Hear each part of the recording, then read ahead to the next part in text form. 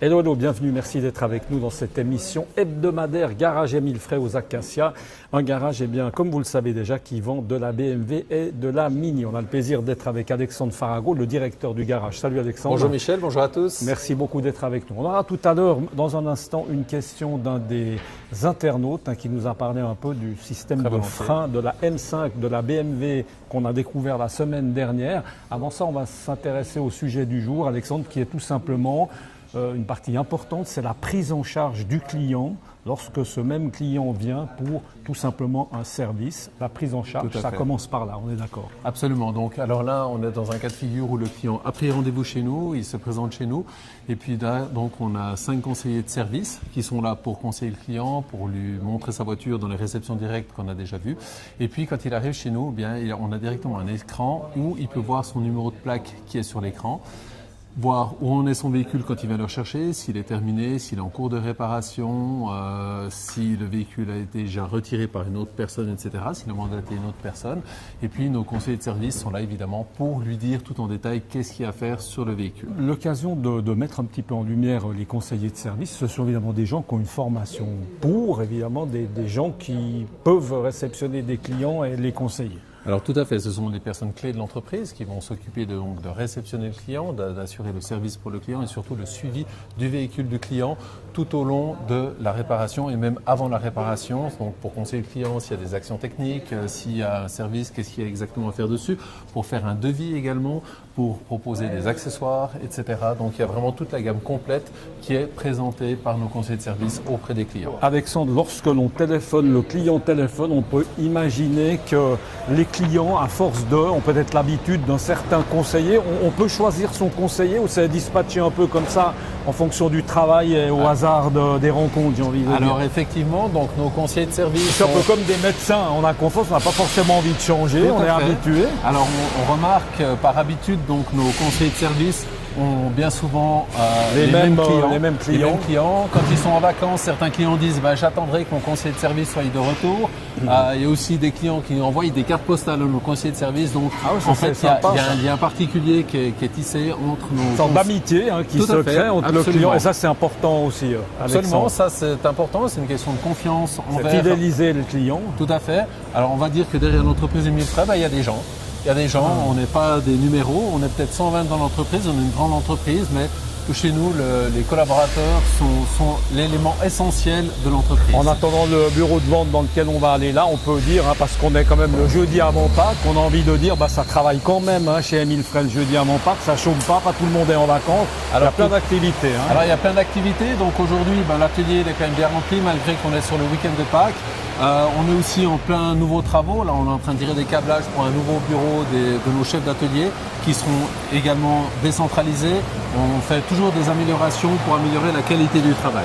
Bon, après, on est un peu limité bientôt par la surface, non? Parce que c'est grand, mais ça me semble bien occupé. On va attaquer les sous-sols. On va attaquer les sous-sols. Ou bien le toit, on va peut-être aménager le toit. Non, il est protégé. Il est protégé. On peut rien y faire. Allez, là, on s'intéresse à la partie finalement... opérationnel et pratiquement décisif, c'est ça, c'est le tableau où tout se passe. Alors, en premier lieu, donc le conseiller de service aura établi donc une carte de travail pour le chef d'atelier qui lui ensuite va la retransmettre au mécanicien. Donc là, le mécanicien a tout qui est écrit sur la carte de travail avec toutes les opérations nécessaires. S'il y a plusieurs opérations, c'est-à-dire que le véhicule doit passer dans l'atelier, au service pneus ou encore en carrosserie ou en électricité, chaque fois des départements séparés. Et puis finalement, le chef d'atelier est notre chef d'orchestre qui va distribuer ce travail aux différentes personnes. Alors, on a sous forme papier, mais on a toujours un suivi électronique de la voiture, comme on l'a vu à la réception. Donc, le client peut voir où en est son véhicule uniquement par numéro de plaque. Le chef d'atelier, lui, en plus, les noms des clients et il sait exactement où sont les véhicules. Le mécanicien, quand on lui donne le travail, donc il a son numéro de carte où il y a toutes les données qui sont inscrites également dessus. Et puis, il peut voir où se trouve le véhicule. Là, en l'occurrence, on prend par exemple un exemple de véhicule. Il est dans la cour où la réparation a commencé, la réparation est terminée, le véhicule a été retiré. Et comme ça, le chef d'atelier sait exactement où il en est. Dans le processus de travail, donc la carte est donnée donc au mécanicien.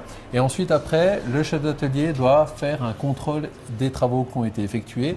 Une fois que le contrôle des travaux qui a été effectué, autant bien physiquement que sur papier, la carte est retransmise au conseiller de service après-vente qui, lui, va établir la facture pour que quand le client vienne, la facture est prête et le client règle son dû. Ou si c'est des services gratuits, eh bien c'est pris en charge par BMW et peut repartir avec son véhicule. Donc là, on est d'accord que le client en cours de journée qui s'impatiente un peu peut téléphoner à tout moment. On peut lui dire, voilà, votre véhicule, il en est là et là.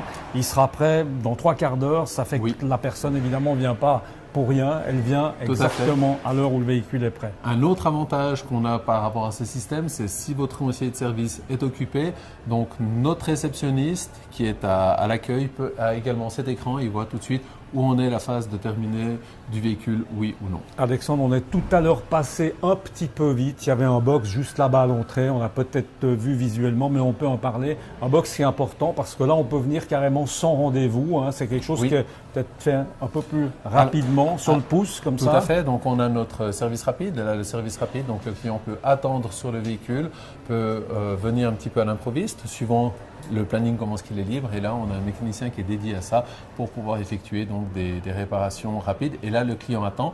Sur le planning, on le voit également. Ici, des clients qui ont désiré attendre sur leur véhicule. On sait que le client, quand il est venu, on a des travaux qui sont en cours. Le client est en train d'attendre dans notre réception avec un café. Et puis, dès que le véhicule sera terminé, aspiré, lavé, sera redonné au client. Et le client pourra partir de suite avec. Alexandre, on a dit en début d'émission, on va répondre à cet internaute qui nous a posé une question sur cette superbe voiture du Resca fait énormément de vues la semaine dernière, c'est la M5, avec les histoires de freins, de plaquettes en carbone. Non, alors, ce n'est pas des plaquettes en carbone, c'est des freins céramiques qui sont dessus. Ah oui, les freins céramiques. L'avantage d'avoir des disques céramiques, c'est qu'ils ont une meilleure résistance à l'échauffement. C'est-à-dire qu'en principe, une voiture qui tourne sur circuit aura des freins céramiques. Le petit désavantage de freins céramiques, c'est que tant qu'ils ne sont pas en température de fonctionnement, ils seront peut-être un petit peu moins efficaces. Toutefois, sur la M5, étant donné la dimension des freins qui ont été posés sur le véhicule, dans une phase normale ou une phase de course sur circuit, ils auront exactement la même efficacité. Donc c'est quelque chose qui est exceptionnel. J'ai eu l'occasion d'aller essayer cette fabuleuse voiture à Estoril tout dernièrement et je peux vous dire qu'en bout de ligne droite à Estoril, il y a un beau virage qui est quasiment à 90 degrés et quand vous plantez les freins à 200 km/h, ça plante. Ça plante. Ça plante, c'est exceptionnel. Bon, remarquez que s'il ne savait pas planter, vous n'aurez peut-être pas été là aujourd'hui, ce qui aurait été dommage. Ça s'appelle un bac à sable. Ça s'appelle un bac à sable, exactement. Merci beaucoup.